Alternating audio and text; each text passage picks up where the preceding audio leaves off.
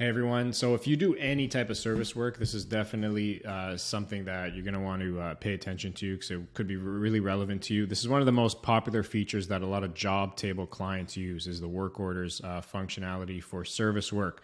So let's just go through a typical scenario here. Just use an electrical contracting company as an example. So you're an electrician, you get a call from a client that there's a power outage and they just need you out there to get the job done. So this is what a lot of our Jobtable clients are doing.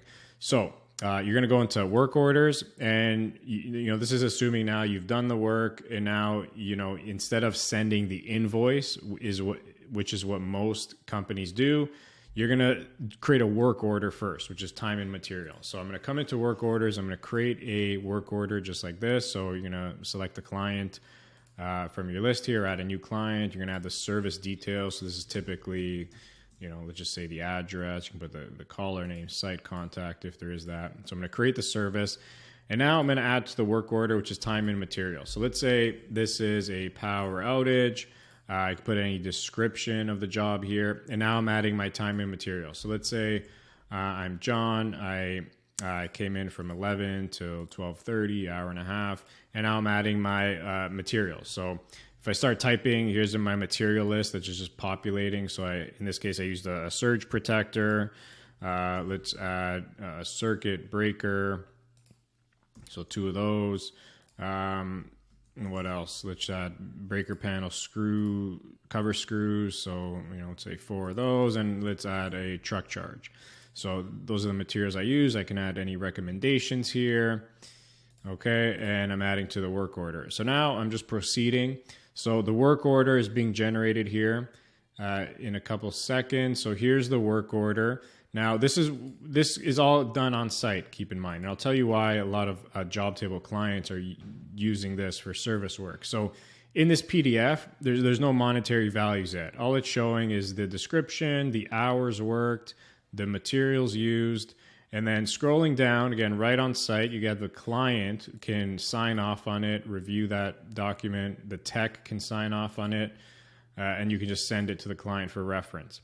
So now the work order got complete. This can all be done on your iPad, your phone, whatever works. And now you as the owner, the administrator, get notified like, hey, this work order is complete, ready to invoice. So in the work order section here, you can come right in, view this work order, see the details, but in one click, you can generate an invoice. So it's essentially taking those line items from the work order, and now you're just putting monetary amounts to them. So let's say John, for an hour and a half, 150, the surge protector, I don't know, call it 50, circuit breaker for 2 of them, let's say 40, breaker panel screw covers, or cover screws, and then the truck charge.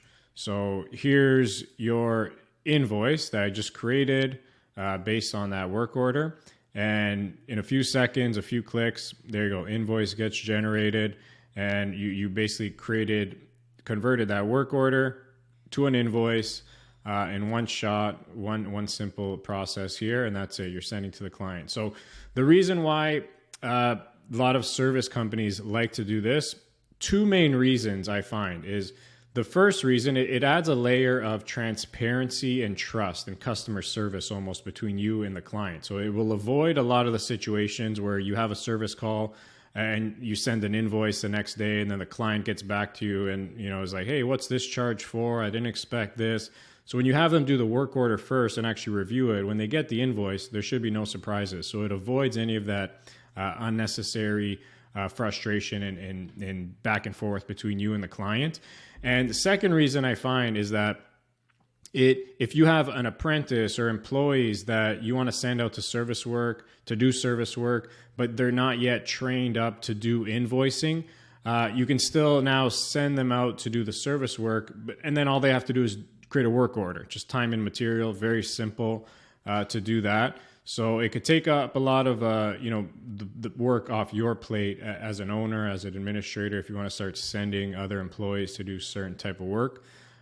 So the work orders can be extremely helpful in situations like that. So I hope you found this helpful. Again, this is helping a lot of any company that does any type of service work. This is a very popular feature. So I just wanted to share this specific video for this. If you have any questions, please let me know. And thank you for watching. Take care.